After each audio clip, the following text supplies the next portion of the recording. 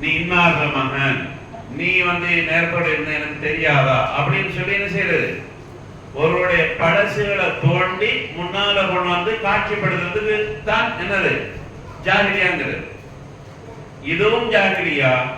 இதை விட பன்மடங்கு பெரிய ஜாகிலியான்னு சொல்றது என்னத்தை, நபி ஸல்லல்லாஹு அலைஹி வஸல்லம் அவர்கள் நபியாக அனுப்பப்பட்ட காலத்தில் இருந்து 150 வருஷத்துக்கு முன்னால வாழ்ந்த இணை வைப்பு சமூகத்தையும் என்ன சொல்றது ஜாகிலியான்னு சொல்றது. அவங்க எப்படி இணை வச்சாங்க என்ன சொல்லி பின்னால என்ன செய்வோம் சொல்லுவோம். இப்ப ஜாகிலியாங்கிற கருத்தை நம்ம என்ன செஞ்சிட்டோம் சொல்லிட்டோம். ஜாகிலியாண்டா என்ன அப்படிங்கிறது இந்த இடத்துல உங்களுக்கு புரிஞ்சிருக்குன்னு நினைக்கிறேன். அடுத்தது இந்த ஜாகிலிய சமூகத்துல இப்ப நான் குர்ஆனுக்கு போய் சேரோம். ஜாகிலிய சமூகத்துல ஜாகிலிய சமூகம் எங்க வாழ்ந்தாங்க அப்படின்னு சொல்லி கேட்டா எல்லா இடத்துலயும் வாழ்ந்தாங்க. பிரதானமாக மக்காவில் வாழ்ந்தாங்க. மக்காவுல வாழ்ந்தவங்களை ஜாகிலியான்னு சொல்லிட்டு மற்ற இடங்கள்ல வாழ்ந்தவங்களை ஜாகிலியான்னு சொல்லாம ஒரு என்ன காரணம், மக்காவுல குர்ஆன் இறங்கிச்சுது, இவங்க அந்த சமூக வாழ்க்கையில இருந்ததுனால அவங்கள பிரதானப்படுத்தி ஜாகிலியா அப்படின்னு சொல்லி இருந்துச்சு வந்துச்சு. என்னது போல மோமின்களே சொல்லி ஆம்பளைகளை கூப்பிட்டால் பெண்களும் உள்ளுக்கு வந்துடுவாங்க. இந்த மாதிரி அப்ப ஜாகிலியாங்கிறது நபியுடைய காலத்துக்கு முன்னால இருந்த அந்த கால பகுதியில வாழ்ந்த மக்களை என்ன செய்யும் குறிக்கும். அதுக்கு கால வரையறை செய்யும் போது 150 வருடங்களுக்கு முன்னால வாழ்ந்தவங்கன்னு சொல்றாங்க. சரி, இப்ப மக்காவுல என்ன விசேஷம்? மக்காவுல என்ன விசேஷம் என்றால் அல்லாஹ் தஆலா புனிதமா வானத்தை பூமியை படைக்கிற நேரத்தில் புனிதமாக்கிய ஒரு புனித இல்லம் இருக்கு. புனித இல்லம் இருக்கு. அது என்ன காபத்துல்லா. அதுக்கு காபத்துல்லா அல் பைத்துல் ஹராம்னு சொல்லி குர்ஆன் சொல்லுது. பைத்துல் ஹராம்ல என்ன சங்கை மிக்க வீடுன்னு அர்த்தம் இருக்குது. சில விஷயங்களை அந்த வீடுகளுக்கு செய்யக்கூடாது, தடை செய்யப்படுறதுக்கா ஹராம்ங்கிறது. அதுல வெளியில அந்த எல்லைக்கு வெளியில அனுமதிக்கப்பட்டது, உள்ளுக்குள்ள செய்யப்பட மாட்டாது, அனுமதிக்கப்பட மாட்டாது. அந்த அடிப்படையில் அது சங்கை மிக்க வீடு, கண்ணியம் மிக்க வீடு, ஹராமாக்கப்பட்ட காரியங்கள் உள்ளடங்கிய அந்த அந்த பிரதேசத்தை சொல்லுது. இத நபி இப்ராஹிம் அலைஹிஸ்ஸலாம் அவர்கள் அல்லாஹ்வுடைய கட்டளை பிரகாரம் அதை எந்த நிலையில விட்டுட்டு போனாங்கன்னு சொல்லி வரலாற்றை தேடி பார்த்தால் ஒரு புனிதமான ஒரு இடமாகத்தான் அதை விட்டுட்டு போனாங்க. இப்ராஹிம் நபி அலைஹிஸ்ஸலாம் அவர்களும் அவருடைய மகனும் அதை புனருத்தானம் செஞ்சாங்க. இந்த புனருத்தானம் செய்யறதுக்கு முன்னால அல்லாஹ் அவங்களுடைய சூரத்துல் ஹஜ், சூரத்துல் பக்ரா ரெண்டு இடத்துலயும் ஒரே மாதிரி கிட்டத்தட்ட ஒரே மாதிரியான ஒரு சில சொல்லு மாற்றத்தோட அல்லாஹ் தஆலா என்ன செய்யறாங்க, அவங்களுக்கு அந்த புனித காபாவை நீங்க எப்படி விட்டுட்டு போகணும் அப்படிங்கறது அல்லாஹ் சொல்றான். இது மாசுபடுத்தப்படும் போதுதான் நபித்துவத்தினுடைய வருகை தேவைப்படுது, குர்ஆனுடைய வருகை தேவைப்படுங்கிறத நீங்க இதை வச்சு பின்னியா வச்சு விளங்கிக் கொள்ளணும். இப்ப என்ன வருது, ஒரு இடத்துல சூரத்துல் ஹஜ்ல வைது பவ்வஅனா இப்ராஹீம மகானல் பைத், இப்ராஹிமுக்கு நாம் அல் பைத்ங்கிறது இப்போ லீலாபி குரைஷின் ஃபல்யஅபுது ரப்ப ஹாதல் பைத். பைத்னா என்ன அர்த்தம், இந்த புனித காபாவுடைய ரப்பை வணங்கட்டும் அப்படின்னு அர்த்தம். வீடுல அந்த அந்த காபத்துல்லாஹ் குறிக்கிறது. அத மாதிரி தான் இந்த புனித காபாவை நீங்கள் பரிசுத்தப்படுத்த வேண்டும் என்று நாங்கள் இப்ராஹிமுக்கு தெளிவுபடுத்தி இடத்தையும் காண்பிச்சு கொடுத்தோம். இப்ராஹிம் நபிக்கு காபத்துல்லா இந்த இடத்துல தான் இருக்குதுன்னு சொல்லி அறிவிச்சு கொடுத்தது யாரு? அல்லாஹ். இந்த இடத்துல இருக்குது, நீங்க இந்த இடத்தை என்ன செய்யணும், புனருத்தானம் செய்யணும், அதுக்கு ஹஜ்ஜுக்கு அழைப்பு கொடுக்கணும், இந்த மாதிரி அமல்கள் எல்லாம் செய்ய இருக்குன்னு சொல்லி எல்லாம் சொல்றான். அதுல என்ன சொல்றான்ல, என்னுடைய வீட்டை நீங்க பரிசுத்தப்படுத்தணும். யாருக்காக? தவாப் செய்றவர்கள், ருக்கு செய்றவங்க, சுஜூது செய்றவங்க. சூரத்துல் பக்ரால இதே கருத்து தான் வருது. அஹிதுனான் மட்டும் மாறி வருது. வாஹிதினா, நாங்க அவங்க ரெண்டு வாப்பாக்குமாக ஏவினோம், கட்டளையிட்டோம், உறுதிமொழி எடுத்தோம் என்ற கருத்தை சொல்லுது. இப்ப இரண்டு ஒன்று நபிமார்கள். இப்ராஹிம் நபி அலைஹிஸ்ஸலாமோட சிறப்பு பேர் என்ன? அபுல் அம்பியா. அபுல் அம்பியானா என்ன? ஆதம் நபி அலைஹிஸ்ஸலாத்துக்கு பேர் என்ன? அபுல் பஷர். அபுல் பஷர்னா மனித இன தந்தை. ஆனால் இப்ராஹிம் நபிக்கு என்ன சிறப்பு பேர்? அபுல் அம்பியா, நபிமார்களுடைய தந்தை. ஏன் நபிமார்களுடைய தந்தை? இப்ராஹிம் நபியுடைய பிள்ளைகள்ல இருந்து வாரிசுகள் நிறைய நபிமார்கள் என்ன வந்தாங்க. அதுல வமின்ஹும் முக்தஸித் வமின்ஹும் ஸாலிமுன் லினஃப்ஸி, அவங்கள நேர்வழி நடந்த மக்களும் இருந்தாங்க. நபிமார்கள் வந்த இடத்துல அவங்களை ஏற்றுக்கொண்டவங்கள நேர்வழியில போனவங்க இருந்தாங்க. வமின்ஹும் ஸாலிமுன் லினஃப்ஸிஹி, தங்களுக்கு தங்களை அநியாயம் செய்து இணைவைத்துக் கொண்டவங்க இருந்தாங்கன்னு சொல்லி குர்ஆன் சொல்லுது. அப்போ நபிமார்களை ஏற்றுக்கொள்ளாம அவங்களோட வாசனை இருந்தவங்க. இப்ராஹிம் நபிய நபியுடைய பரம்பரைக்கு சொந்தக்காரர் தான், நபிமார்களுடைய பரம்பரைக்கு சொந்தக்காரர் தான் சொல்றதுக்கு நிறைய சான்றுகள் இருக்கு. நீங்க உதாரணமா யூசுப் நபி எடுக்கலாம். யூசுப் நபியை அவருடைய வாப்பாவை யார் சொல்லி கேட்டால் யார் சொல்லுவோம்? யூசுப் நபியோட வாப்பா யார்? யாக்கூப். யாக்கூப் நபியோட வாப்பாவோட பேர் என்ன? இஸ்ஹாக். இஸ்ஹாக் நபியோட வாப்பாவோட பேர் என்ன? இப்ராஹிம். அப்ப எத்தனை பேர்? 3 பேர் கிடையாது. அப்ப இங்க அதே மாதிரி தான் பின்னுக்கு வந்தால் தாவூது நபி, சுலைமான், மூசா என்று சொல்லி என்ன செய்யும்? அந்த அந்த தொடர், அந்த சங்கிலி தொடர் பின்னுக்கு நீண்டு கொண்டே போகும். இதனால் தான் இப்ராஹிம் நபி அலைஹிஸ்ஸலாத்துக்கு என்ன சொல்றது? நபிமார்களுடைய தந்தை அப்படின்னு சொல்றது. இந்த நபி அலைஹிஸ்ஸலாம் இவங்க புனித காபத்துல்லாவை எப்படி பண்ணோன்னு அல்லாஹ் சொன்னான்? இணை வைப்பு இல்லாத, சிலைகள் வணங்காமல் பரிசுத்தமான நிலையில இந்த வீட்டை விட்டு போங்கன்னு சொல்லி அல்லாஹ் சொன்னதுக்கு அமைவாக அவங்க என்ன செஞ்சாங்க? இப்ராஹிம் நபி அலைஹிஸ்ஸலாம் காபத்துல்லாவை புனருத்தான செஞ்சாங்க. அதுக்கு பிறகு வாப்பாவும் மகனுமாக அல்லாஹ்வுக்கு துஆ கேட்டாங்க. எப்படி கேட்டாங்க? யா அல்லாஹ், என்னுடைய பணியை ஏற்றுக்கொள்வாயாக. அதுக்கு பிறகு நீ ரப்பனா வஜஅல்னா முஸ்லிமைனி லக, யா அல்லாஹ் எங்க ரெண்டு பேரையும் 2 முஸ்லிம்களாக, கட்டுப்பட்ட 2 முஸ்லிம்களாக ஆக்கிடு. அதுக்கப்புறம் என்ன கேட்டாங்க? வமின் துர்ரியத்தினா உம்மத்தன் முஸ்லிமத்தன் லக, எங்களுடைய சந்ததிகள்ல ஒரு முஸ்லிம் சமூகம், ஒரு சமூகம் உருவாகணும் அப்படின்னு துஆ கேட்டாங்க. அதுக்கு பிறகு இப்ராஹிம் நபி கேட்ட துஆவுல உடனே அங்க யாருமே வாழல. நல்லா கவனிச்சுக்கணும், யாருமே மக்காவில இல்லாத கட்டத்திலேயே இப்ராஹிம் நபி அலைஹிஸ்ஸலாம் அவர்களுக்கு அல்லாஹ் உதிப்பாய் கொடுத்தது என்ன? இந்த மக்கா பராமரிக்கப்படும். அதனாலதான் அதை புனருத்தான செய்ய சொன்னான். ருக்கு செய்யறவங்க, சுஜூது செய்யறவங்க, தவாப் செய்யறவங்க எல்லாருக்கும் இந்த வீட்டை பரிசுத்தப்படுத்துங்க அல்லாஹ் சொன்னது இப்ராஹிம் நபி அலைஹிஸ்ஸலாம் அவர்களுக்கு சொன்னது இந்த உம்மத்துக்கு தான் அது சொந்தம். மற்றவங்களை விட அவங்களுக்கு தான் அது சேர்ந்துருக்கு. அப்ப இந்த கட்டத்துல இப்ராஹிம் நபி அலைஹிஸ்ஸலாம் என்ன சொன்னாங்க? யா அல்லாஹ், இவர்கள ஒரு தூதரை நீ அனுப்பு. இப்ராஹிம் நபி கேட்டது, ஒரு தூதரை அனுப்பு. அவர் என்ன செய்ய வேண்டும்? உன்னுடைய வசனங்களை அவர்களுக்கு ஓதி காட்ட வேண்டும். அப்ப வசனத்தை சொல்லணும். இப்படித்தான் சொல்லி அந்த வசனத்தை அவர் என்ன செய்வார்? போதிக்க வேண்டும். அடுத்து என்ன செய்வார்? அவர்களை பரிசுத்தப்படுத்துவார். பரிசுத்தப்படுத்தணும், அவங்களுக்கு கற்பிக்கணும், பரிசுத்தப்படுத்தணும், ஓதி காண்பிக்கணும், எடுத்துரைக்கணும். இந்த 3 பணிகளும் அந்த தூதருக்கு இருக்கணும் என்று சொல்லி அல்லாஹ்ட்ட துஆ கேட்டுட்டு இப்ராஹிம் நபி அலைஹிஸ்ஸலாம் வஃபாத் ஆயிட்டாங்க.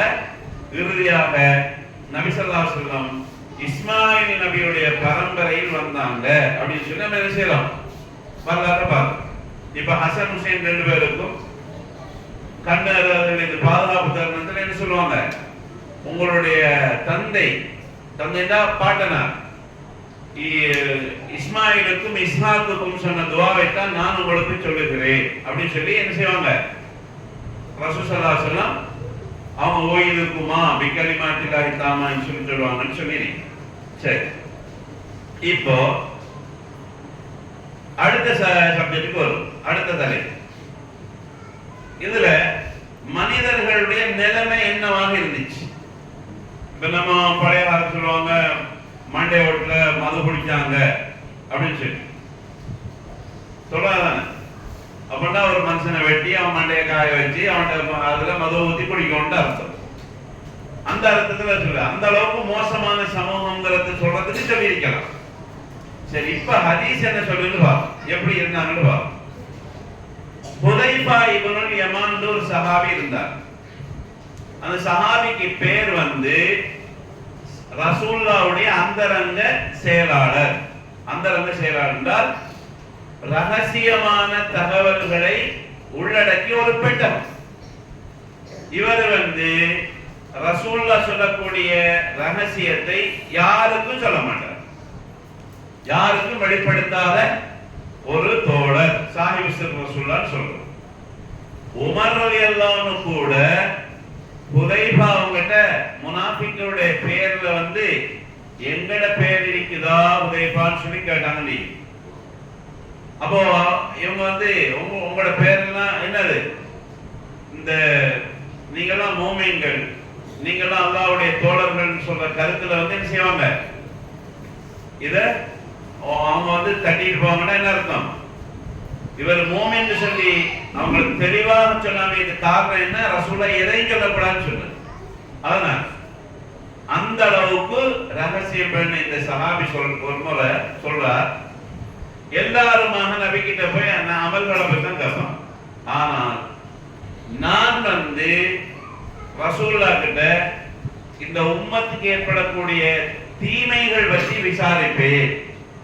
என்னத்துக்காக, முதலாவது அந்த தீமையிலிருந்து நான் தெரிந்து கொள்ளும் அப்படின்னு சொல்லி, எனக்கு அந்த தீமை வரக்கூடாது அப்படின்னு சொல்லிட்டு, யா ரசூலல்லாஹ் இன்னா குன்னா ஃபீ ஜாஹிலியத்தின் வ ஷர்ரின், நாங்கள் ஜாஹிலியாவிலையும் மிகவும் ஆக கெடுதியான தீமையான வாழ்க்கையை வாழ்ந்து கொண்டிருந்தோம். ஆனால் ஃபஜாஅன அல்லாஹு பிஹாதல் கைர், அல்லாஹ் தஆலா எங்களுக்கு என்ன செஞ்சான், இந்த நன்மை என்ற இஸ்லாம் என்கிற நன்மையான மார்க்கத்தை எங்களுக்கு உங்கள் மூலமாக தந்தான். இதுக்கு பிறகு யா ரசூலுல்லாஹ் ஜாஹிலியா பிறக்குமா அப்படின்னு சொல்லி கேட்ட நேரத்துல ரசூலுல்லாஹ் சொன்னாங்க, ஜாஹிலியா பிறக்கும் அப்படின்னு சொன்னாங்க. ஜாஹிலியா என்ன செய்யும், பிறக்கும் தான். இதுக்கு நம்ம நவீன காலத்துல சிலதை சொல்லலாம், சின்னதா சொல்லு. எப்படி, எங்களுக்கு 1-2 போறதுக்கு கூட துப்புறதுக்கு கூட ஒண்ணு சொல்லித்தந்தீங்க இல்லையா, எல்லாம் சொல்லித்தந்தீங்க. அன்னி அவங்ககிட்ட எதையும் நாங்க என்ன செய்ய தேவையில்லை, இரவலாக வாங்க தேவையான அளவு சொல்லித்தந்தீங்க. ஆனால் இளசுகள் இவங்களுக்கு என்ன பிரியமாக இருக்கும், இந்த டச் போன் ஒன்று பிரியமாக இருக்கும், குர்ஆன் பின்னுக்காய் இளசுகள். அப்போ இது என்னத்தை காட்டுது, அந்த ஜாஹிலியா உள்ளுக்கு என்ன செய்யுது, வருது காட்டுது. சலூனுக்கு போனால் இவருக்கு மொழிபெற்ற ஒரு ஸ்டைல் இஸ்லாத்துல சொல்லப்பட்டு இவர் உணர மாட்டார். இவர் என்ன செய்வார், பொடியெல்லாம் அப்படிதான், இப்ப பொடியமா இருந்தா அப்படிதான் இருக்கும் அப்படின்னு சொல்லிப்பட்டு இவருக்கு ஒரு விதி ஒன்று வச்சிருப்பார். எல்லாரும் பேசிட்டு சலூன் பார்ப்பாரு, போர்ட பார்த்துட்டு எனக்கு இந்த மாதிரி அரவாசி மொட்டை, நடுவுல ஒரு கிளி எப்படி நடுவால ஒரு கிளி, எனக்கு அப்படி முடிய வெட்டி விடுங்கன்னு சொல்லுவார். அப்போ அல்லாஹ் தஆலா மனுஷனாக படைச்சவனை சலூனுக்கு போயிட்டு குரங்காக மாறிக்குவார். இப்படி ஒரு கலாச்சாரம் இருக்கிறது இல்லையா, முஸ்லிம்கிட்ட இருக்குது. ரசூலுல்லாஹ் சொன்னான், இந்த செய்தி இது உங்களுக்குள்ள உள்ளுக்குள்ள ஊடுருவும் அப்படின்னு சொன்னாங்க. வரும் சொன்னாங்க. அதனாலதான் ஹுதைஃபாவை போல எது ஜாஹிலியத்து எது இஸ்லாம்ங்கிறது தெரியும். அதான் உமர் இப்னு கத்தாப் சொல்லுவாங்க, லா யாரிஃபுல் இஸ்லாம் மல்லா யாரிஃபுல் ஜாஹிலியா. ஜாஹிலியாவுடைய பண்பாட்டை எல்லாம் விளங்கி நான் மட்டும்தான் இஸ்லாம் என்னன்னு விளங்கும் அப்படிமா. அப்ப ஜாஹிலிய பண்பாடுங்கிறது ஒரு லிஸ்ட் உண்டு, என்ன செய்யணும், கட்டாயமாக எங்களுடைய இளைய சமுதாயம் தெரிஞ்சிருக்கணும். ஏன் அப்படி தெரிஞ்சிருக்கணும்னு சொன்னா நான் பின்னால வர ஒரு சமூகம் ஜாகிலியால வாழ்ந்த ஒரு சமூகம் அல்லாஹ்வால அல்லாஹ் கோபித்துக் கொண்ட சமூகம் இருக்குது. அதான் ஹதீஸ் பாரு. அதுல ஹதீஸ் என்ன சொல்லிருந்தால் அல்லாஹ் சொல்லுகிறான், முஸ்லிம்ல வரக்கூடிய செய்தி. அல்லாஹ் சொல்வதாக நபி சொல்றாங்க என்ன, இன்னி கலக்து இபாதி குல்லஹும் ஹுனஃபா, என்னுடைய அடியார்கள் எல்லோரையும் முஸ்லிம்களாகவே படைத்தேன். கவனிக்கணும், ஹனீஃப்னா என்ன, நேரிய வழி நடக்கிற புத்தியோட தான் படைத்தேன்.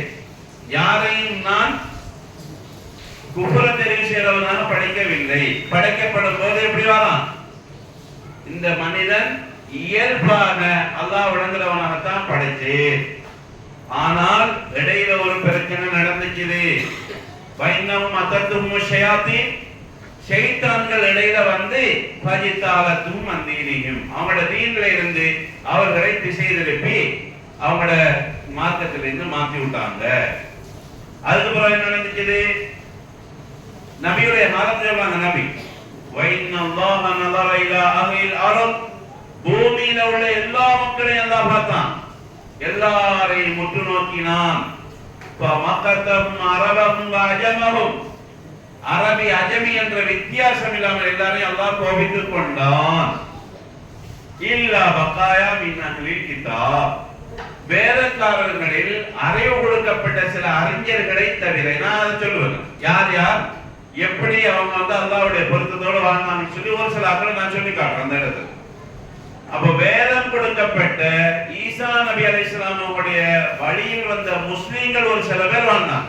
எங்க வாழ்ந்தாங்க, மக்காவில். அவங்க ஹனீஃபீன்கள் என்ற பெயர்ல வந்தாங்க. நாங்களும் ஹனீஃபின்னு நாங்க சொல்றோம், ஹனஃபி அல்ல, என்னது ஹனீஃபி. எப்படி சொல்றோம், பஞ்சாயத்துல வஜ்ஜஹத்து வஜ்ஜஹத் தொடங்கிட்டு சொல்றோம். ஹனீஃபன் அதுபோல என்ன சொல்றோம், முஸ்லிமன். அப்ப ஹனீஃபன் என்ன அர்த்தம், மில்லத்த இப்ராஹீம ஹனீஃபா.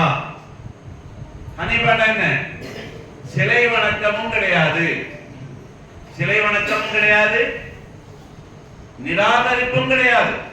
இப்ராஹிம் நபியுடைய நேரிய வழியில போறது இது. இப்ராஹிம் நபியுடைய வரலாற்றை படிச்சு பார்த்தால் உப்புக்காரன் தானே பதில் சொல்லணும். என்னன்னு சொல்லி உப்பு சார்ந்தன்னு சொல்லி சொல்லாமல, நாங்க வந்து இறைநேசர்களை நேசிக்கிறோம்னு சொல்றவங்க தான் அறுத்தடி பார்க்கணும். ஏன்னா நாங்க வந்து இப்ராஹிம் நபியுடைய வழியில நாங்க போறோம். எங்களுக்கு இப்ராஹிம் நபியுடைய வழியில என்ன, அல்லாஹ் ஒருவன், ஏகத்துவம் என்பதிலே சரியா போறார். அந்த சட்ட விஷயங்கள்ல வந்து முன்னுக்கு பின்னுக்கு ஆகும், அது ஹதீஸ் கிடைக்கிறத வச்சு முன்னுக்கு பின்னுக்கு ஆகி போறது இருக்குது. ஒரு ஆள் சஹீஹ்னு சொல்றத இன்னும் ஒரு சாரா பின்பற்றுவாங்க, ஒரு ஆள் லைஃப்னு சொல்லுவாங்க. இது வேற செய்யுது. அடிப்படையில இப்ராஹிம் நபி அலைஹிஸ்ஸலாமுடைய வழியில போறவங்க எல்லாருக்கும் பேரு என்ன பேர், ஹனீஃபி. ஹனீஃபி அவங்க எல்லாருக்கும் அதுக்கு அது அந்த ஹனீஃப் என்ற சொல்ற பன்மை தான் ஹுனஃபா. இதுதான் ஹதீஸ்ல நான் ஹுனஃபாக்களாக படைச்சேன் அப்படின்னு சொல்றோம். சரிதானே? அதுல நம்ம ஒரு செய்தி சொல்லணும். ஹுப்போன்னு சொல்ற என்னன்னு சொன்னா அது அவங்களுக்கு சொல்றதுக்காக, அவங்க ஹுப்போன்னு சொல்லி யாரும் சொல்றதுக்காக அந்த வார்த்தையும் சொல்லப்பட்டது. அதனால வந்து அதை நம்ம என்ன செய்யக்கூடாது, அதை நான் தாழ்த்தி சொல்ல இல்லை, அது அவங்களும் அடையாளப்பேன். சரி, அடுத்தது இப்ப இந்த சமூகம் அல்லாஹ்வுடைய கோபத்துக்கு உள்ளான சமூகமாக இருந்தாங்கன்னு சொல்றதுதானே. என்னென்ன காரணத்துக்காக இருந்தாங்கன்னு சொல்லி நம்ம தேடி பார்த்தா நிறைய காரணங்கள் இருக்கு. முதலாவது காரணம் நம்ம நேரத்தோட சொன்னது என்ன, அந்த ஃபஜிதாலத்துஹும் அன் தீனிஹிம், அவங்களோட தீன்ல இருந்து அவங்கள ஷைத்தான்கள் வழி தவற செஞ்சது. குர்ஆன்ல தேடி பார்த்தா நிறைய அவங்களோட தடம்புரல்கள் பதியப்பட்டி. அதுல மிருகம் சம்பந்தமாக இருக்குது, இறைய கோட்பாடு சம்பந்தமாக இருக்குது. அல்லாஹ்வுடைய கோட்பாடு சம்பந்தமாக உள்ளது, மிருகங்கள் சம்பந்தமாக உள்ளது, சமூகம் சம்பந்தமாக உள்ளது, குழந்தைகள் சம்பந்தமாக உள்ளது, திருமணம் சம்பந்தமாக உள்ளது, அப்படி இருக்குது. மிருகங்களுக்கு சொல்லி அவங்க என்ன செய்வாங்க, ஒரு சில மிருகங்களை வந்து அதை அவங்களாக ஹராமாக்கி அதை நேர்ந்து விடுவாங்க. அதை பாலையும் கூட குடிக்க கூடாது, ஹராம்னு சொல்ற நிலையில வச்சு கொள்வாங்க. அதை சாயிபான்னு சொல்லி என்ன அதை குர்ஆன் அடையாளப்படுத்துது. அதாவது அல்லாஹு தஆலாவுக்காக, அல்லாஹ்வுக்கு இணை வைப்பதற்காக அல்லாஹ்வுடைய படைப்புகளை என்ன செய்யறது, அதுக்கு கருவியாக பாவிக்கக்கூடிய ஒரு நிலை. அத குர்ஆன்ல ஹதீஸ்ல வந்து தெளிவாக சொல்லப்படி, நேரம் சுருக்கமாக இருக்கிறதுக்காக நான் அதை குறைச்சுக்கிறோம். அடுத்ததாக வந்து சிலை வணக்கம், கல் வணக்கம். ஆனா சிலை வணக்கம் கல் வணக்கம் அப்படின்னு சொல்லி கேட்டால், அவர் நபித்தோழர் சொல்லுகிறார், இஸ்லாத்துக்கு வந்தவர் சொல்லுகிறார், அவர் பேர் அபூ ரஜா அல் உபாரிதி, புகார்ல வரக்கூடிய ஹதீஸ், குன்னா நாபுதுல் ஹஜர், நாங்க கல்லை வணங்கக்கூடியவர்களாக இருந்தோம். கல்லை வணங்குவோம். அந்த கல்லை வந்து நாங்க என்ன செய்வோம், எங்களோட பயணத்துல எடுத்துப்போம். எடுத்துட்டு போற நேரம் நாங்க பார்ப்போம், இந்த கல்லை விட இது நல்லா இருக்குன்னு சொல்லி இருந்தா அந்த கல்லை வீசிட்டு அது கடவுள் வீசப்பட்டுருவோம். திருப்பி நாங்க ஒரு கல்லை என்ன செய்வோம், எடுத்து வணங்குவோம். சரி, அப்படித்தான் எங்களுக்கு கல்வி கிடைக்கிறது என்றால் நாங்க என்ன செய்வோம் தெரியுமா, ஒரு மணல் குவியலுக்கு போயிட்டு ஆடொன்ன கொண்டு பாலை கறந்து அதுல என்ன செய்வோம், பாலை கறந்து விட்டு அந்த கல்லு மாதிரி அதுக்கு தோற்றம் கொடுத்து அதுக்கு நாங்க என்ன செய்வோம், அதை கும்பிடுவோம் அப்படின்னு சொல்லி சஹாபியே சொல்றாரு. நாங்க இப்படி இருந்தார்கள். இது அதுதான் சொன்ன கல் வணக்கம். சிலை வணக்கம், சிலை வணக்கம் சொல்லி ஒரு பெரிய பகுதி இருந்துச்சு. அந்த காலத்தில் இந்த நாடுகளாக யமன் இருந்துச்சு, சிரியா இருந்துச்சு, ஈராக் இருந்துச்சு, அதே மாதிரி வந்து என்ன மக்கா இருந்துச்சு, மக்காவுக்கு பின்னால் உள்ள பிரதேசங்கள்லாம் இருந்துச்சு. சரிதானே? சிலைகளாக, உருவ சிலைகளாக அவங்க வணங்குறத பார்த்தோம்னு சொன்னால், குர்ஆன்ல வந்து லாத்னு ஒரு பேர் வந்து, லாத், உஸ்ஸான்னு ஒரு பேர் வந்து, மனாத்னு பேர் வந்து. இது குர்ஆன் கேக்குது, அஃபரைதுமுல் லாத் வல் உஸ்ஸா வ மனாத் அஸ்-ஸாலிஸத்தல் குப்ரா. கேக்குதா இல்லையா? லாத், உஸ்ஸா, மூன்றாவது மனாத்தையும் நீங்கள் எடுத்துக்கொண்டது பற்றி நீங்கள் கவனித்திருக்கிறீர்களா? இப்படி நீங்க அணந்திருக்கிறீங்க, இதே உங்களோட தெய்வங்களை கவனிச்சீங்களான்னு சொல்லி ஹதீஸ்ல பார்த்தால் இசாப் நாயிலான்னு சொல்லி சிலை இருந்தீங்க. அது மாதிரி ஹுபல்னு சொல்லி இருக்குது, துல் ஹலசான் இருக்குது.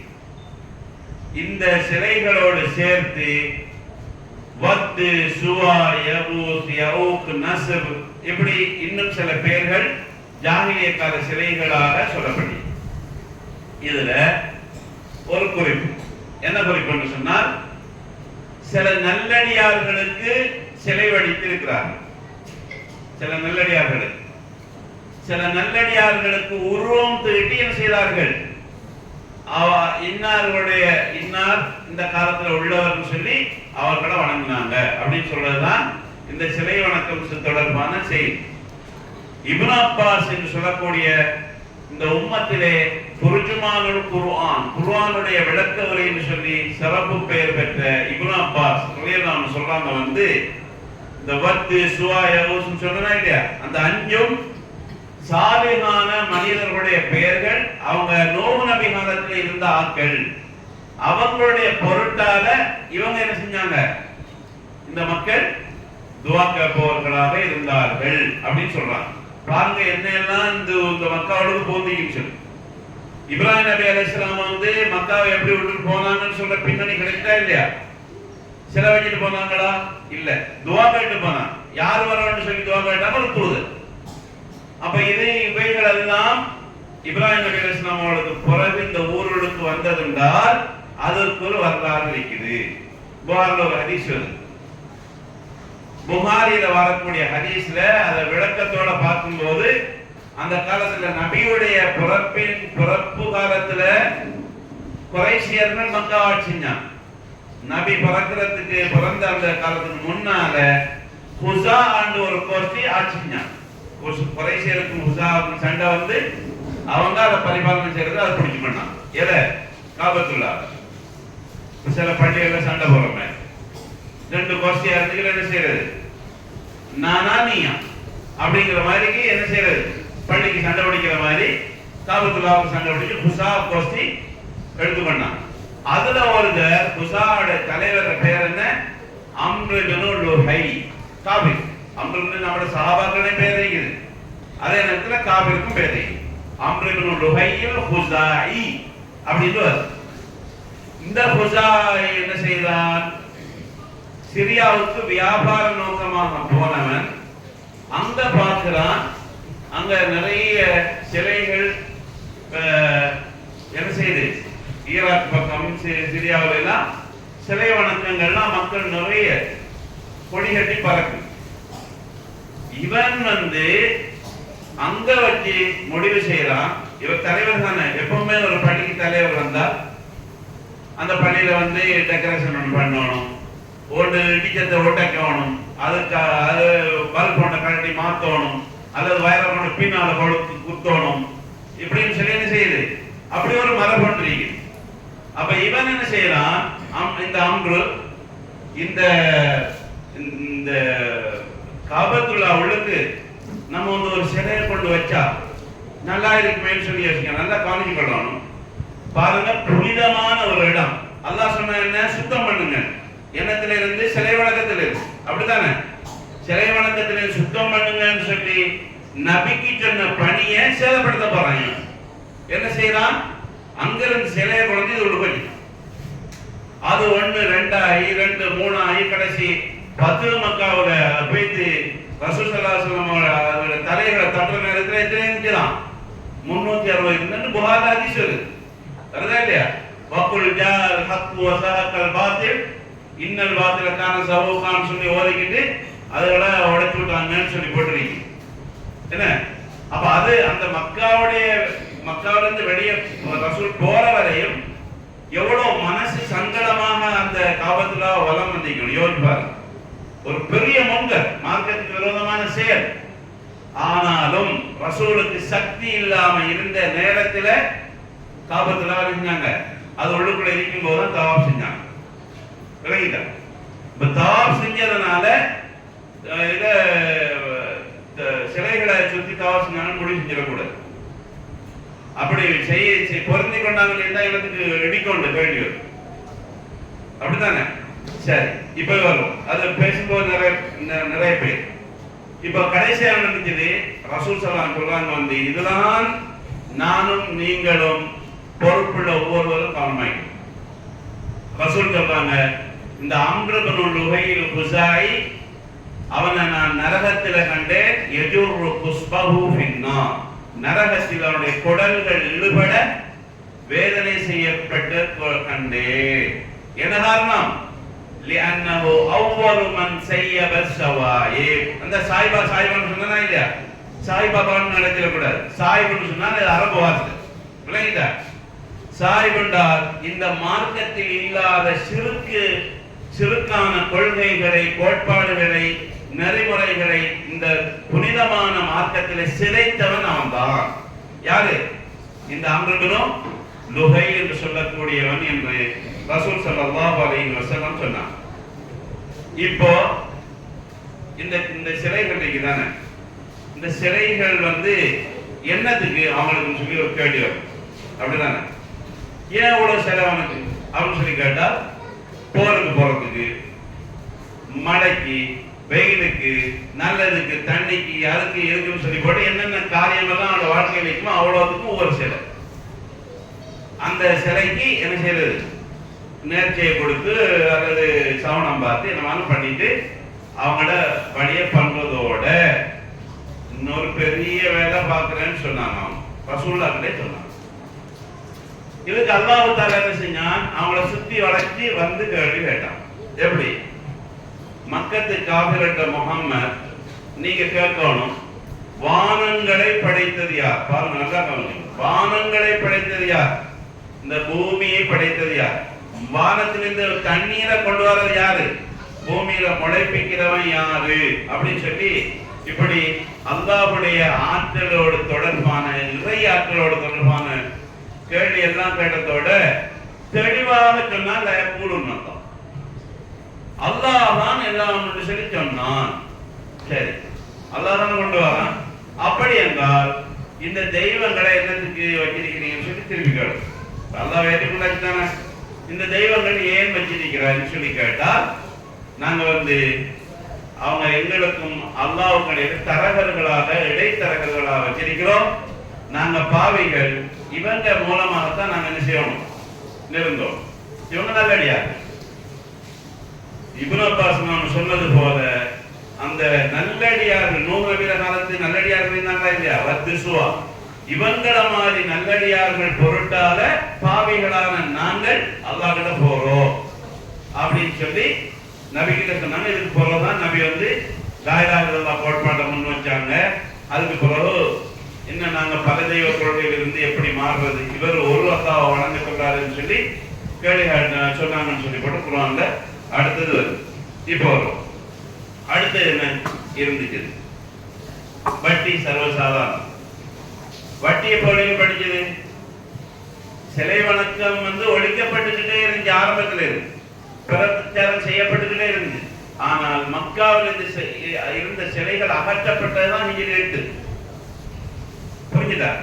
அதே நேரத்தில் வட்டிங்கிற ரசூல் ஸல்லல்லாஹு அலைஹி வஸல்லம் சின்ன சின்ன விஷயங்கள் எல்லாம் வட்டியை சொல்லி கொடுத்தாங்க சஹாபாக்கள். தங்கத்துல வட்டி எப்படி வரும், வெள்ளியில எப்படி வரும், வியாபாரத்துல எப்படி வரும், பேரிச்சம்பர வியாபாரத்துல எப்படி வரும், எல்லாத்தையும் சொல்லி கொடுத்தாங்க. வயல்ல விவசாயத்துல எப்படி வந்து சொல்லி கொடுத்ததே தான். ஆனால் ஒட்டுமொத்தமாக வட்டிங்கிற அந்த கலாச்சாரத்தை ரசூல் இல்லாமலாக்குனது கடைசியா வஃபாத்துக்கு முன்னால ஹஜ்ஜத்துல் வதால. இது வட்டி. அடுத்தது என்ன நடந்துச்சு? விபச்சாரம் அவங்களோட சர்வசாதாரணமா இருந்துச்சு. திருமண முறைகள்ல ஒன்று எங்கட திருமணம் போல இருந்துச்சு. மற்ற மீதி 3 முறைகள் ரசூல் ஸல்லல்லாஹு அலைஹி வஸல்லம் ஏற்றுக்கொள்ள இஸ்லாத்துக்கு மாற்றம்னு சொல்லி ரிஜெக்ட் பண்ணாங்கன்னு சொல்லி. அடுத்தது என்ன? சமணம் பார்க்கிறது. சமணம் பார்க்கறது என்ன? நல்ல காலம் கெட்ட காலம் பார்க்கிறது. இன்றைக்கும் திருந்தாத ஜம்மங்கடி கல்யாணம் எப்படின்னு சொல்லி கேட்டா அது அந்த புதன்கிழமை இத்தனாவது டேட்லன்னு சொல்லணும். இப்ப இந்த நூற்றாண்டு என்ன காரணம்னு சொல்லி கேட்டா புதன்கிழமை நல்ல நாள் தானேன்னு சொல்லி. வெள்ளிக்கிழமை நல்ல நாள் கிடையாது. வெள்ளிக்கிழமை நபிக்கு ஸலவாத் சொல்ற அந்த நாள்ல ஆத நபி படைக்கப்பட்ட நாள் வெள்ளிக்கிழமை நாள் நல்ல நாள் இல்லை. அப்ப என்னது? சமணம் பார்க்குது. சமணம் அது மாதிரி என்ன? அந்த ஜோசியம் பார்க்குது. ஜோசியம் பார்க்கறது எப்படி? சில ஆட்கள் இருந்தாங்க, அவங்கள செய்தான்கள் சில வழிகாட்டுக்காக பாவிச்சாங்க. செய்தான்கள் ரசூலோட வருகைக்கு முன்னால் வரையும் அது நடந்தது ஹதீஸ்ல. எப்படி பாவிப்பாங்க? ஜின்கள். ஜின்களுக்கு என்ன ஆற்றல்? இப்போ பல்கீஸ் ராணிங்கிற ஒரு ராணியை பற்றி வருதா இல்லையா? அவங்க யமன்ல இருந்த அந்த பொம்பளையில சிம்மாசனத்தை கண்ண என்ன மோடி பிறக்கிறதுக்கு முன்னே பலசீனத்துல கொண்டு வச்சிருக்கீங்க. குர்ஆன்ல இருக்கு. அந்த அளவுக்கு ஆற்றல் அந்த ஜின்களுக்கு என்ன செய்யுது? அல்லாஹ் கொடுத்திருக்கீங்க. இது என்ன செய்யும்? ஒரு ஆளுக்கு மேல ஏணி வச்சு ஏறி முதலாவது வாரத்துல என்ன நடக்குது அப்படிங்கிறது காது கூடுறத களவெடுக்கிறதுக்கு இருக்கும். அதுக்காக அல்லாஹ் தஆலா என்ன செய்யலாம்? இந்த பெரிய விண்கற்களை போட்டு அதுகளை அடிச்சு சாகடிக்கிறது வைக்கிறோம்னு குர்ஆன்ல சொல்றோம். அப்படி இது என்ன செய்யும்? எப்பயாவது ஒட்டு கேட்கறவன் சரியா கேட்பானா?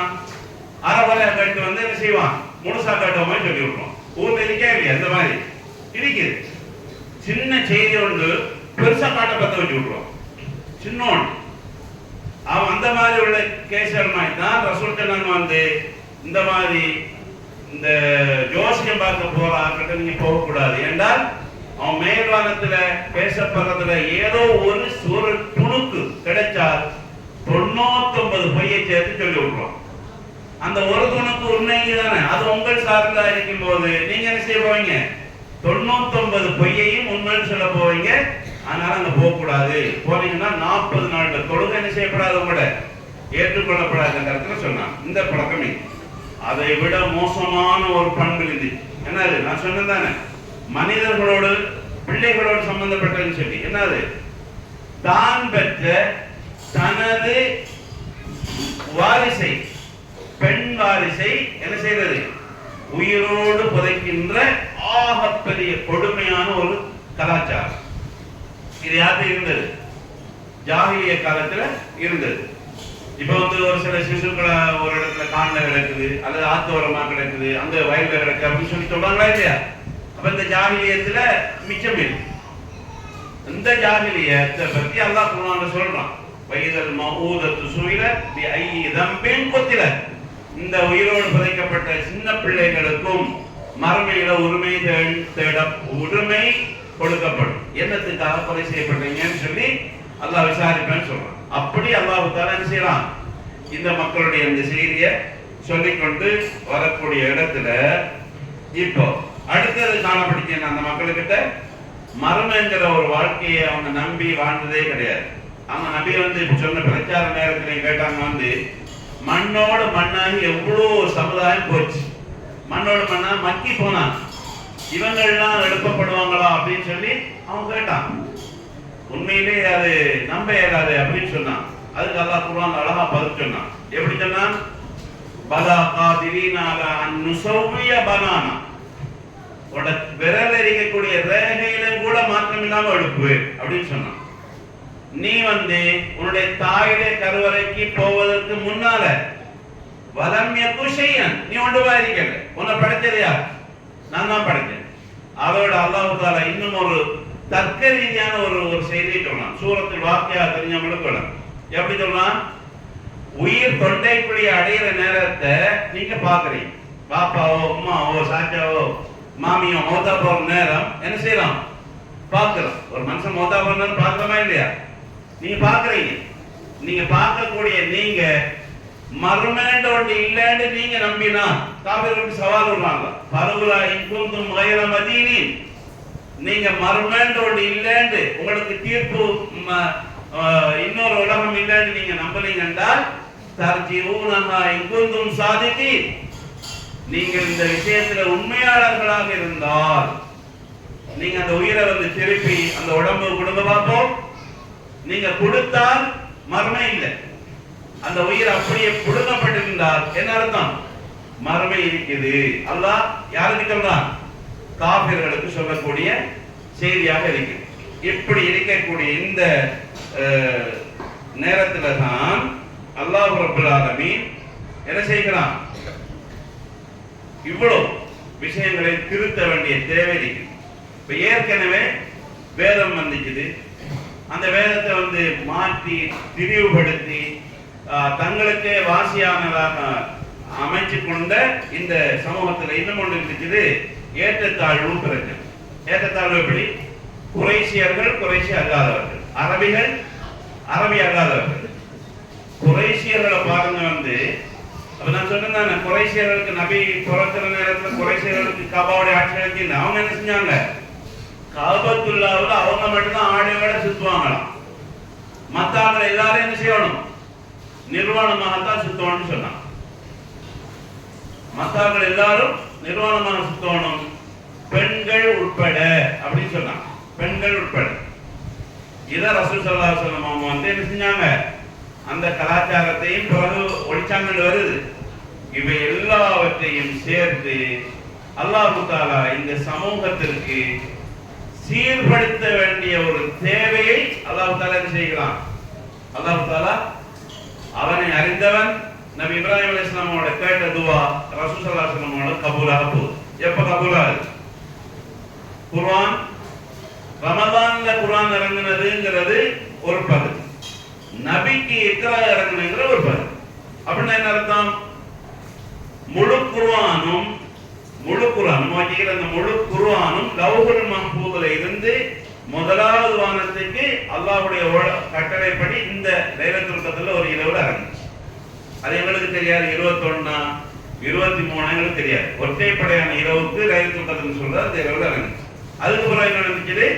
23 ஆண்டுகள் இந்த குர்ஆன் எங்களுக்கு நினைச்சது வந்துச்சு. அதுக்கு பிறகு இந்த குர்ஆன் எப்படி ரசூலுல்லாஹ் பாடமாக்குனாங்க, எழுதி கொண்டாங்க அப்படிங்கிற வரலாறுலாம் இருக்கு. சரி, இந்த நேரத்துல இப்ப இவ்வளவு நடக்கிற நேரத்துல 1400 வருஷத்துக்கு முன்னால நபி ஸல்லல்லாஹு அலைஹி வஸல்லம் அவர்கள் இப்ராஹிம் இஸ்மாயில் நபியுடைய பேரப்பிள்ளைகளில் ஒரு பேரப்பிள்ளையாக வளர்ந்த அந்த நபி ஸல்லல்லாஹு அலைஹி வஸல்லம் அவர்கள் அனாதையாக பிறந்து அனாதையாக வளர்ந்து அந்த சமூகத்தில சிலைக்கு சுஜூது செய்யாமல், சிலைக்கு அறுக்கப்பட்ட உணவுகளை உண்ணாமல், தூய்மையான வாழ்க்கை அந்த சமூகத்தில் உள்ளுக்கு வாழ்ந்தாங்க. பொய் பேசியது கிடையாது, முன்மாதிரியான ஒரு சிறுவராக வாழ்ந்தாங்க அப்படின்னு சொல்லி அவங்களோட வரலாற்றை அந்த மக்கள் தான் சொல்றாங்க. அந்த மக்கள் தான் சொல்றாங்க. சும்மா யோசிச்சு பாருங்க, 40 வயசு வரை பொய்யே சொல்ல இல்லை அப்படின்னு சொல்லி ஒரு சமுதாயமே சொன்னால் அவர் ரசூலுக்கு தகுதியா இல்லையா? ரசூலுக்கு தகுதி, அப்படித்தானே? நான் அவருடைய 25 வயசுல இளம் துடிப்பான வயசுல இப்ப எப்படி அது மோட்டார் சைக்கிள் கொண்டு முட்டிட்டு ஹாஸ்பிட்டல்ல படுக்குது, எவனையாவது சாரடிச்சிட்டு இவனும் சாருது இந்த 25 வயசுல, அப்படித்தானே? ஆனால் நபிகள் ஸல்லல்லாஹு அலைஹி வஸல்லம் 25வது வயசுல அல்லாஹ் அவரை எப்படி பக்குவமாக வளர்த்தெடுத்தான்? நீங்க சூரத்துல் துஹா படிச்சு பாருங்க. வல்லாஹு அலைஹி அலம் யஜிதுக யதீமன் ஃபஆவ, யதீமாக கண்ட உங்களை அவன் அரவணைத்து வளர்த்தெடுத்தான். நபி எந்த அளவுக்கு அவருடைய நம்பகம்! அந்த காலத்துல கதீஜா என்ற ஒரு செல்வச்சீமான் கதீஜா உம்மஹாத்துல் முஃமினீன்கள முதலாவது பெண்ணாக பதியப்படுறார். 2 காபிர்களை ஏற்கனவே கல்யாணம் முடிச்சு விதவையாக இருக்கிற பொம்பளை, பெரிய பணக்காரன், பெரிய பணம். இந்த பணமுள்ள இந்த பெண் தன்னை விட ஒரு குறிப்பிட்ட சில வயதுகள் குறைந்த இந்த இளைஞரை திருமணம் முடிக்கிறதுக்கு சம்மதிக்கிறாங்க என்றால் அது தப்பு இல்லை, வயசு கூட குறை தப்பு இல்லை. சம்மதிக்கிறாங்க என்றால் அதுக்கு ரசூல் ஸல்லல்லாஹு அலைஹி வஸல்லம் அவருடைய நேர்மை, அவருடைய உண்மை, வாய்மை எப்படி இருந்திருக்கும் அதுதான் நமக்கு கிடையாது. அப்படியே இல்லையா? இப்போ ஹஜர் காபத்துல்லா தானே, காபத்துல்லாவை இப்போ ஒரு வளைவு ஒன்று இல்லையா? இப்ப ஒரு வளைவு இருக்கு. இந்த வளைவுங்கிறது உண்மையிலே காபத்துல்லா கட்டுன இப்ராஹிம் நபி கட்டும் போது வளைச்சா கட்டிவிட்டார், அப்படி இல்ல.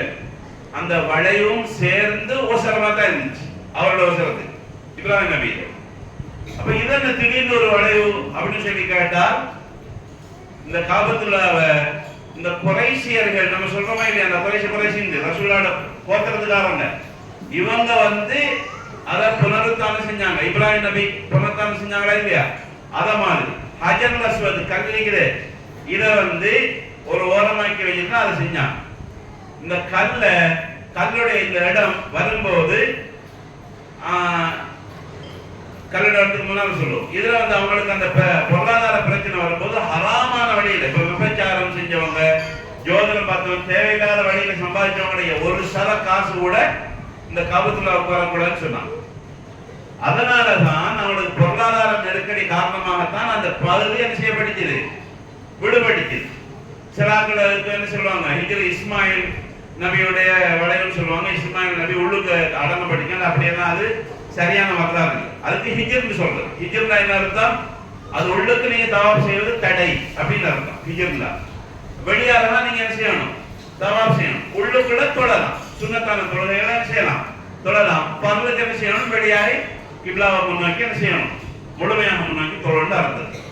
இப்போ அந்த ஹஜர் அஸ்வத் 25 வயசுல ஹஜர் அஸ்வத மீண்டும் அந்த இடத்துக்கு வைக்கிறதுக்கு அவங்களுக்குள்ள கருத்து வேறுபாடு வரும்போது என்ன முடிவு பண்ணாங்க, யாரு இந்த இடத்துக்கு முதலாவது வருவாரோ அவர் வைப்பார் அப்படின்னா. கடைசி யாரு வந்தா முதலாவது? நபி ஸல்லல்லாஹு அலைஹி வஸல்லம் வந்தாங்க. நபி ஸல்லல்லாஹு வந்த உடனே அவங்க ஒட்டுமொத்தமா இருந்தவங்களும் பாருங்க 25 வயசுல என்ன சொன்னாங்க, ஆதல் அமீனு ரதீனா பிஹி, இந்த நம்பிக்கையாக நடக்கிற இந்த நம்பிக்கை நட்சத்திரமான இந்த முகம்மதை நாங்கள் பொருந்திக் கொண்டோம், இவரை பொருந்திக் கொண்டோம். இவரை தூக்கி வைக்கிறாங்க. ரசூல் சொன்னாங்க, நான் தூக்கி வைப்பேன், நீங்க புடவை பிடிச்சி எல்லாருமா சேர்ந்து செய்யுங்க, வந்தாக்கள் எல்லாரும் சேர்ந்து உதவி செய்யுங்கன்னு சொல்லி தூக்கி வச்சாங்க.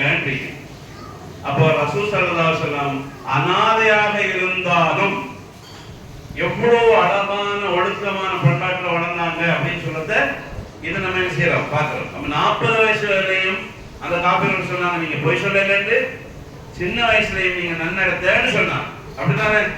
இப்ப இந்த 40வது வயது நெருங்குகின்ற போது ஹிராமலையில ரசூல் ஸல்லல்லாஹு அலைஹி வஸல்லம் ஒதுங்குறாங்க. இந்த மக்கள்கிட்ட எவ்வளோ மோசமான இந்த கலாச்சாரத்துக்கு ஒரு விடிவு கிடைக்காதா அப்படின்னு சொல்லி அந்த எண்ணத்துல ரசூல் ஸல்லல்லாஹு அலைஹி வஸல்லம் அல்லாஹ் எங்க இருக்கிறான்? ஹிரா மலையில வைத்து தவம் இருக்கணும்னு சொல்லுவாங்களா இல்லையா? அப்ப அங்கனைக்கு வைத்துட்டு தியானத்துல இருந்தான். அதுக்கு புகாரில நீங்க வஹீயுடைய பாடத்தை வாய்ச்சால் இப்ப நான் சொல்ற சம்பவம் இருக்கு. பிறகு திடீர்னு ஜிப்ரீல் அலைஹிஸ்ஸலாம் அவங்ககிட்ட என்ன செய்யறாங்க? ரசூலுக்கிட்ட வந்து தோன்றலாம். இப்ப ரசூலுக்கு வாழ்க்கையிலே காணாத ஒரு காட்சி. ஒருவர் வர்றார், இக்ரான்னு சொல்றார். இக்ராண்டா ஓதுங்க அப்படின்னு சொல்றார். அவர் ரசூல் சொன்னாங்க எனக்கு ஓத தெரியாது. அப்ப என்னை கட்டி அணைக்கிறார். திருப்பி ஓதுன்னு சொன்ன உடனே மூணாவது தடவை தான் நான் எதை ஓத அப்படின்னு சொல்லி கேட்கும்போது அல்லாஹ் ஒளிப்பார்த்தான். அதுக்கப்புறம் இக்ரா பிஸ்மி ரப்பிக்கல் லதீ ஹலக் என்று சொல்லி அந்த வசனத்துல 5 ஓதுனத்தோட ரசூல் ஸல்லல்லாஹு அலைஹி வஸல்லம் நடுக்கம் போட்டு பயந்து நடுக்கம் போட்டு உடனே என்ன செய்யறாங்க? அவங்க திருமணம் முடிச்சிருந்த முதலாவது மனைவி சொர்க்கத்துக்கு நன்மாராயம் கூறப்பட்ட பெண் கதீஜா எல்லாம். கதீஜாவுடைய சிறப்பு என்ன? அல்லாஹ் சலாம் சொல்லி ஜிப்ரீல் அவங்க சலாம் சொன்னதாக ஹதீஸ்ல இருக்கு. கதீஜா அவங்களுக்கு சொர்க்கத்தை கொண்டு நன்மாராயம் கூறப்பட்டு அவங்களுடைய சொர்க்கம் இப்படி பெரிய பெருமதி மதிப்பிட முடியாத இந்த இதுக்குதானே இந்த ரத்தின கல்லுகளுக்கே இல்லையா, இந்த மாதிரி மதிப்பிட முடியாத முத்துக்கள் மரகதங்களால ஆன மாளிகை உங்களுக்கு தயார் செய்யப்பட்டிருக்குன்னு சொல்லி நபியை சொல்லி இருங்கன்னு சொல்லி போட்டு ரசூல் ஸல்லல்லாஹு அலைஹி வஸல்லம் கதீஜா அவங்களுக்கு நன்மாராயம் சொல்லிட்டான். ஜிப்ரீல் அலைஹிஸ்ஸலாம் ரசூலுக்கிட்ட சொல்லி சொன்னான். இப்படிப்பட்ட சிறந்த பெண் கதீஜா அவங்கள்ட்ட போனான். நடுங்கிட்டு போனான். எப்படி போனாங்க? ஜம்மிலூனி ஜம்மிலூனி, அதான் யா அய்யுஹல் முஸம்மில், என்ன போத்தி விடுங்கன்னு சொன்னான். எனக்கு பயமாய்க்குது, நடுக்கமாய்க்குது, ஒரு காட்சியை கண்டேன். உடனே கதீஜா சொன்னாங்க, நீங்க ஒன்றும் யோசிக்காதீங்க, நீங்க இப்படி எல்லாம் நடப்பீங்கன்னு சொல்லி ரசூலுல்லாஹ்வுடைய நல்ல குணத்தை சொல்லிட்டு இப்ப வாங்க நம்ம ஒரு படிச்ச மனுஷர் நிற்கிறார். என்னத்தை அவர் படிச்சிருக்கிறார்? ஈசா நபியுடைய வேதம் படித்தவர், பைபிள் படித்தவர். அவர்கிட்ட போய் நம்ம விஷயத்தை கேட்போம். என்ன பிரச்சனைன்னு கேட்போம். முதல்ல படிச்சாங்க தானே போகணும். அவருக்கு அரபு விளங்கும், அவருக்கு அந்த தௌராத் அந்த இன்ஜீலில் இருக்கக்கூடிய வாசகங்கள் விளங்கும். அவர் ஒரு ஆலி. அந்த ஆலிம்கிட்ட போய் நான் உங்களோட பிரச்சனையை நீங்க சொல்லுங்க, அவர் பார்த்து சொல்லுவார். உடனே அவரோட சொந்தக்காரர் வரக்கா இப்னு நௌஃபல் ரலியல்லாஹு அன்ஹு அவங்ககிட்ட கூட்டி கொண்டு போனாங்க. அவர் வயசாயிட்டார். வயசு 70 வயசுக்கு மேல இருக்குன்னு சொல்றாங்க அறிஞர்கள். 70 வயசுக்கு மேல இருக்குன்னு சொல்லி அந்த அளவு வயசான மனுஷரை கொண்டுதான் ரசூலுங்கிறத இவர் உண்மைப்படுத்த போறார். பாருங்க, என்னல்ல இப்ராஹிம் நபி கேட்ட துவா ரசூலுக்கு இந்த 40 வயசுல என்ன செய்யுது? கபூலாகுது. ரசூலுக்கு தெரியாது நான் ரசூலாகிட்டேன் அப்படின்னு தெரியாது. கடைசி அவங்களுடைய மனைவி கிட்ட வந்த உடனே அவங்க என்ன செய்யறாங்க? ஒரு படிச்ச மனுஷர்கிட்ட கூட்டிட்டு போறாங்க. அந்த மனிதர் என்ன சொல்றார் கேட்டுட்டு, மூசா நபி கிட்ட வந்த நாமோஸ் ஜிப்ரீல் உங்ககிட்ட வந்துட்டார் அப்படின்னு சொல்லி போட்டு திருப்பி என்ன சொல்றாங்க? யா லைதனி ஃபீஹா ஜஸன் இத் யுக்ரிஜுக கௌமுக், முஹம்மத் உங்களை இந்த சமுதாயம் மக்காவிலிருந்து வெளியேற்றும் போது நான் உங்களுக்கு அடிமரம், தென்னை மரத்தை நாம தரைச்சால் அடிமரம் குத்தி, அது மாதிரி அதுக்கு ஜிதுன்னு சொல்றதே பேரிச்ச மரத்துல அடிமரத்துன்னு சொல்றது. அந்த அடிமர குத்தி போல நான் இருக்க கூடாதா அப்படின்னு சொல்லி அந்த அந்த மனிதர் சொல்லிட்டு சொல்றாரு, என்னையுமா இந்த சமுதாயம் வெளியேற்றுவாங்கன்னு சொல்லி கேட்டதோட, ஆமாம் நீங்க கொண்டு வந்த சத்தியம், நீங்க சத்தியத்தை சொல்லுவீங்க, உங்களை அந்த சமுதாயம் எதிர்த்து இந்த ஊரை விட்டு வெளியே போடுவாங்கன்னு சொன்னார். இது இப்படித்தான் முந்தின நபிமார்களுக்கு நடந்துச்சு. அதை வச்சுதான் நான் சொல்றேன் அப்படின்னு சொல்லி சொல்றாரு. நான் உங்களுக்கு பக்கபலமாக இருக்க வேண்டுமே முஹம்மத் அப்படின்னு சொன்ன மனிதர் ரசூலுல்லாஹ் வீட்டு வந்தாங்க. சில நாட்கள்ல அவர் உயிர் வாழல மௌத்தாயிட்டாங்கன்னு சொல்லி வருது. இந்த மனிதர்களை போல ஆக்களை வச்சுதான் அல்லாஹ் குர்ஆன்ல இருக்கிறான், இந்த மக்கத்தில் இருக்கக்கூடிய மக்களே, வேதம் கொடுக்கப்பட்ட ஆலிம்கள் இருந்தார்களே, சில ஆளுங்களை அல்லாஹ் கோவிக்கணும்னு சொல்லி ஹதீஸ் சொன்னமா இல்லையா? இவங்க உங்களுக்கு ஆதாரமாக இல்லையா? அவங்க உங்களுக்கு வேதத்தை படிச்சு சொல்ல இல்லையா? அவங்களோட கூட்ட நீங்க ஏன் எடுக்க கூடாதுன்னு சொல்லி அல்லாஹ் தஆலா என்ன செய்யறான் கேட்கிறான். குர்ஆன் இறங்கினதை பத்தி சூரத்து ஷுஆரா 192வது வசனத்துல நீங்க படிச்சு பாருங்க. அதுல என்ன செய்யுது? நஸல பிஹி ரூஹுல் அமீன். இது அகிலங்கள் அதிபதி அல்லாஹ்வுடைய வேதம். இதை ரூஹுல் அமீன் என்ற ஜிப்ரீல் கொண்டு வந்தார். இது உங்களோட உள்ளத்துல கொண்டு ஓதி காண்பித்தார். நீங்க அடுத்தவர்களை எச்சரிக்கை செய்வதற்காக அப்படின்னு சொல்லி என்ன செய்யுது வருது. இப்ப நம்ம இறுதியை சொல்லலாமே ஏன்னா சஹாபாக்கள் இஸ்லாத்தில் இணைந்த சஹாபா பெருமக்களுடைய முன்மாதிரிகள் அப்படின்னு சொல்லி சுருக்கமாக சொல்றதாக இந்த நேரம் தரப்பட்ட நேரம் நினைச்சிட்டு முடிஞ்சிச்சு. இப்போ ஒரு சில வார்த்தைகளை சொல்வதாக இருந்தால் ரசூல் ஸல்லல்லாஹு அலைஹி வஸல்லம் லா இலாஹ இல்லல்லாஹ் வணங்கி வழிபட தகுதியானவன் அல்லாஹ்னு சொன்னதோட முதலாவது எதிர்ப்பு காட்டினவங்க அல் அமீன் சொன்னவங்க, சாதிக்னு சொன்னவங்க என்ன சொன்னாங்க? முகமது ஊர் பிரிக்கிறார், புதிய மார்க்கம் சொல்றார் அப்படின்னா. அப்ப லா இலாஹ இல்லல்லாஹ்வை நாவால மட்டும் சொல்லக்கூடாது, என்ன பொருள் விளங்கி சொல்லணும். எப்படி? ரப்புல் அர்ஷ், அர்ஷுடைய இறைவன் அல்லாஹ் தான் வணங்கி வழிபட தகுதியானவன், துஆக்கு தகுதியானவன், நேர்த்தி செய்ய தகுதியானவன். நேர்ந்து கொடுப்பதற்கு அவன் பேர் தான் செய்யணும். நேர்ந்து கொடு. இந்த மாதிரி நிறைய வணக்கங்களை எல்லாம் அந்த கலிமா உள்ளடக்கி இருக்கிறது. இதுக்கு பிறகு என்ன நடந்துச்சு? ஒருவர் 2 பேராக குடும்பங்களை விட்டு பிரிஞ்சாங்க. ரசூல் ஸல்லல்லாஹு அலைஹி வஸல்லமுடைய மகள் உஸ்மான் அவங்களை கல்யாணம் முடிச்சிருந்த ருக்கையா போன்ற மகள் கூட ஹிஜ்ரத்து போனாங்க. மக்கா விட்டு இருந்தாங்க, ஹிஜ்ரத் போனாங்க. ஒரு முறைக்கு 2 முறை போனாங்க. ஹிஜ்ரத் போன சஹாபா பெருமக்கள்ல சிலர் அங்க நஜ்ஜாஷியுடைய ஊர்லயே வஃபாத்தானாங்க. இன்னும் சிலர் என்ன செஞ்சாங்க?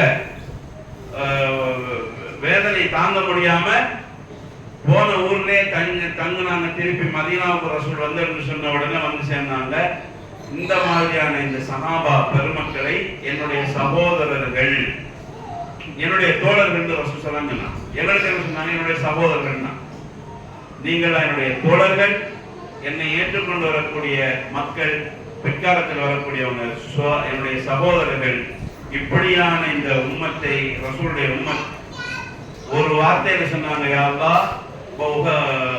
பதில் என்ன சொன்னாங்க? யா அல்லாஹ், இந்த இஸ்லாத்தினுடைய படை அழிக்கப்படுமாக இருந்தால் இவன் எனக்கு உதவி செய்ய அல்லாஹ், எனக்கு நீ தாரம் சொன்ன தந்துவியா அல்லாஹ். இந்த இஸ்லாமிய படை அழிக்கப்படுமாக இருந்தால் எனக்கு இவர்கள மாதிரி தியாகிகளை, முன்னுதாரண புருஷர்களை உருவாக்குவது சிரமம் அல்லாஹ் அல்லாஹ் கேட்டாங்க. இருக்கிறீங்க. அதுக்கப்புறம் என்ன நினைச்சது? அல்லாஹ் தஆலா வானவர்களை கொண்டு பதில என்ன செய்யலாம்? வெற்றியை கொடுத்தான் என்று. அப்போ அல்லாஹ் கிட்ட புகழ்ந்து இன்னார் அல்லாஹ்வுடைய இஸ்லாமிய படை அப்படின்னு சொல்லக்கூடிய அளவு அந்த சமூகம் திருந்தி வாழ்ந்தது. பிறகு அவங்களுக்கு என்ன பேர் வந்துச்சு? ரலியல்லாஹு அன்ஹும் வரதோ என்று சொல்லி அவங்களுக்கு சிறப்பு துஆவோட அந்த சமூகம் இந்த பூமியை விட்டு மறைந்த வரலாற்றை பார்க்கிறோம். இதை வந்து இன்ஷா அல்லாஹ் இன்னொரு நேரம் என்ன செய்வோம்? சஹாபாக்களுடைய மாதிரிகளை பற்றி பேசுவோம். எல்லாம் அல்லாஹ் தஆலா நம் எல்லோருக்கும் பிறப்பின் அடிப்படையில் தந்த இந்த அற்புதமான மார்க்கத்தை அறிந்து செயல்பட்டு இந்த மார்க்கத்திலேயே மரணிப்பதற்கு அருள் செய்வானாக. வாசதாவான அல்ஹம்துலில்லாஹி ரப்பில் ஆலமீன். வாய்ப்பளித்த இந்த சந்தர்ப்பத்தை அல்லாஹ்வுக்கு புகழாகி உங்கள் அடுத்த இந்த நிர்வாக சகோதரர்களுக்கு நன்றியை கூறி விடைபெறுகிறேன்.